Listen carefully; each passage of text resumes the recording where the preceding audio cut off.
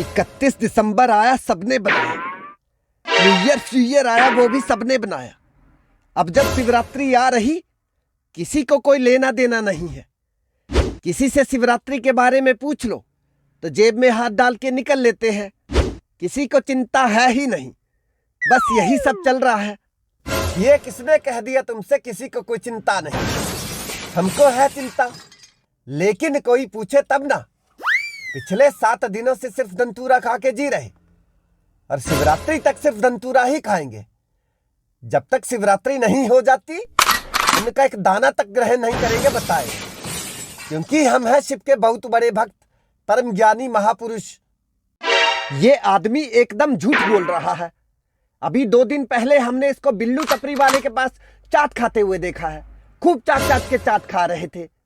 यहीं पे आके ज्ञान बांट रहे। बस ये बात सही है कि हम चाट खा रहे थे, लेकिन हम आलू टिक्की वाली चाट नहीं खा रहे थे। हमने धंतूरे की चाट बनवाई हुई थी, वो चाट हम खा रहे थे। नहीं यकीन आता तो बिल्लू टपरी वाले को जाके पूछ लो।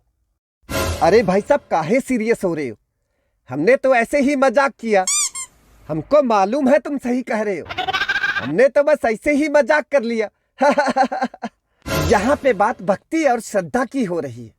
सीरियस बात चल रही है, मजाक की बात नहीं हो रही। इसलिए अगर दोबारा से ऐसा मजाक किया, बताए देते हैं, यहीं पे बैठे बैठे निस्थानापूत कर देंगे।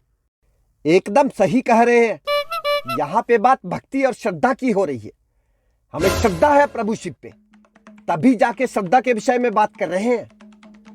ऐसा अपमान दोबारा से नहीं सहन करेंगे, बताए देते हैं।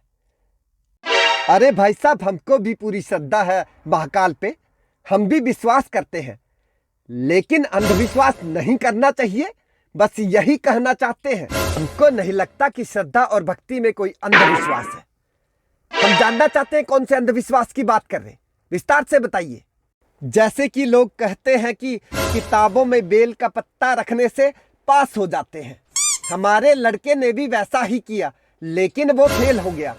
इसीलिए कहते हैं कि विश्वास करना चाहिए, लेकिन अंधविश्वास नहीं करना चाहिए। भाई साहब, अगर आपका बेटा श्रद्धा और विश्वास से किताब पे बेल का पत्ता रखता तो उसकी मन की शांति बनी रहती। शांति बनी रहती तो उसकी एकाग्रता बढ़ती, और एकाग्रता बढ़ती तो उसका मन लगता पढ़ाई में। अगर वो मन लगा के पढ़ाई करता तो जरूर पास होता। यही सिस्टम होता है। भाई साहब, हमें माफ कर दीजिएगा। अब हमें समझ आ गया है कि किसी भी चीज को पाने के लिए आपके पास उसके प्रति श्रद्धा होनी चाहिए, और साथ में शुक्रगुजार है कि आपने हमारा मार्गदर्शन किया। उसके लिए हम आपके शुक्रगुजार रहेंगे हमेशा।